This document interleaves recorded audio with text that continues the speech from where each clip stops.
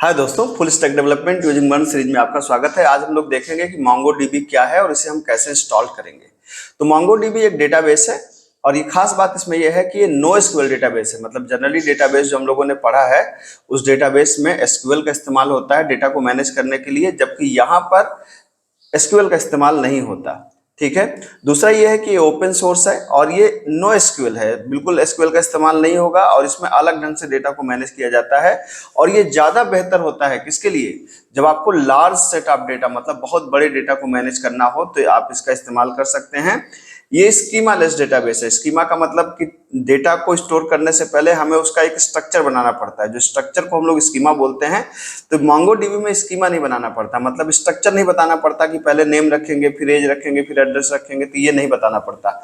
और सबसे खास बात जहां पे MongoDB बाजी मार ले जाता है कि ये 100 टाइम फास्टर है RDBMS से। मतलब अगर आप एक किसी भी और RDBMS एप्लीकेशन की बात करें जैसे Oracle, MySQL, तो इन सबसे 100 टाइम फास्टर माना जाता है। तो MongoDB का ही ज्यादा इस्तेमाल किया जाता है फुल स्टैक में डेटाबेस कनेक्टिविटी के लिए। हालांकि आप MySQL से भी कनेक्ट कर सकते हैं, आप अदर डेटाबेस से भी कनेक्ट कर सकते हैं, लेकिन ज्यादातर जो कनेक्टिविटी हम लोग करेंगे वो कनेक्टिविटी हम लोग करेंगे MongoDB से। तो आइए देखते हैं MongoDB को कैसे इंस्टॉल करेंगे। तो MongoDB को इंस्टॉल करने के लिए सबसे पहले आपको जाना है, गूगल पे जाइए और टाइप करिए डाउनलोड MongoDB। डाउनलोड MongoDB लिखते ही जो पहला आता है download community server, MongoDB community server download, इस पर आप क्लिक करिए। जैसे ही आप क्लिक करेंगे आपके सामने ये आ जाएगा। ठीक है। यहाँ पर जाकर के आपको MongoDB को डाउनलोड कर लेना। आपको एक चीज ध्यान रखनी है, जैसे जो करंट वर्जन होता है जनरली हम लोग उसको डाउनलोड नहीं करते। करंट वर्जन स्टेबल नहीं होता, मतलब इसमें कुछ बग्स हो सकती हैं। तो जनरली होता है कि जो रिलीज्ड वर्जन हो ना, जैसे आप 6.0.10 ये हमारा रिलीज्ड वर्जन है, तो आप इसको डाउनलोड कर सकते हैं। ठीक है। तो आपने जैसे इसको डाउनलोड कर लिया, इसको डाउनलोड करने के बाद आप सिंपली इसको डाउनलोड करके और इसको इंस्टॉल कर दें। तो ये जब इंस्टॉल्ड होगा तो इंस्टॉल होने में थोड़ा सा वक्त लेता है। जैसे इसको डाउनलोड करके इंस्टॉल करेंगे तो MongoDB कंपास इसके साथ में इंस्टॉल होता है और वो थोड़ा वक्त लेता है। ठीक है। और एक बार जब वो इंस्टॉल हो गया तो आप यहाँ पर देखेंगे, यहाँ पर आप जैसे ही जाएंगे और यहाँ पे टाइप करेंगे MongoDB, तो आपके सामने MongoDB कंपास करके वो खुल के आएगा। ठीक है। इसको आपको क्लिक कर देना है। ठीक, ये आपने ये क्लिक कर दिया इसको।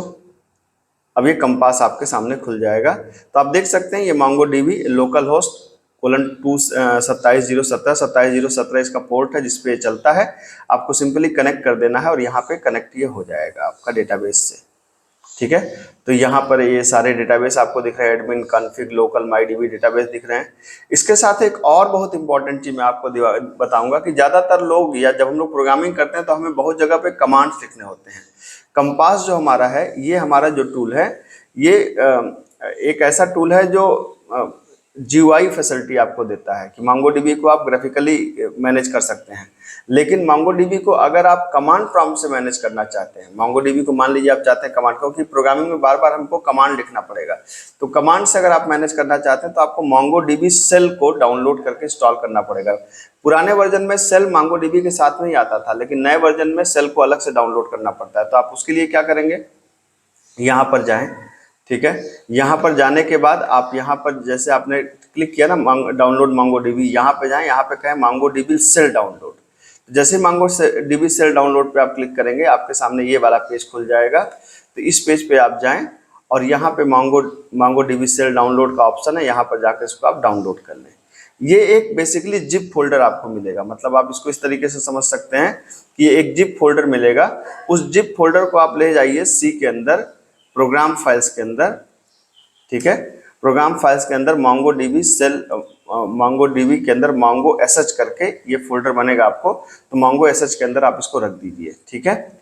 इसके साथ साथ मैं आपको एक चीज बताऊंगा जिसमें मैं शुरुआत में बहुत परेशान हुआ था, जिसकी वजह से मेरा Mongo सेल नहीं चलता था, कि जब Mongo सेल ऐसे नहीं चलेगा, आप बार बार परेशान होंगे फिर भी नहीं चलेगा, फिर Mongo सेल चलेगा कैसे? तो Mongo सेल को चलाने के लिए आपको क्या करना पड़ता है, आप जाएं यहाँ पर C के अंदर, यहाँ पर एक फोल्डर बनाए डेटा नाम का, और डेटा के अंदर एक फोल्डर बनाए किस नाम से, DB नाम से। बस उसको बनाकर छोड़ दीजिए, मतलब C के अंदर डेटा और डेटा के अंदर DB, तब जाकर आपको ये Mongo सेल चलेगा। अदरवाइज Mongo सेल आपके सिस्टम में रहेगा तो भी नहीं चलेगा। तो हम गए प्रोग्राम फाइल्स के अंदर, प्रोग्राम फाइल्स के अंदर Mongo के अंदर, यहाँ पे Mongo सेल के अंदर, और यहाँ पे मैं बिन के अंदर जा करके Mongo SS पे जब मैं क्लिक कर दूंगा तो ये Mongo सेल आपके सामने आ जाएगा। ये पूछ रहा है डिफॉल्ट कि क्या MongoDB लोकल होस्ट पे ही चल रहा है, सिंपली एंटर मार दीजिए आप, तो ये आपके सामने MongoDB का सेल वर्जन आ गया। यहाँ पे कमांड लिखे जाते हैं, जैसे मैंने कहा मुझे सारे डेटाबेस दिखाओ तो sourcedb नाम का कमांड होता है, ये आपको डेटाबेस दिखा देगा।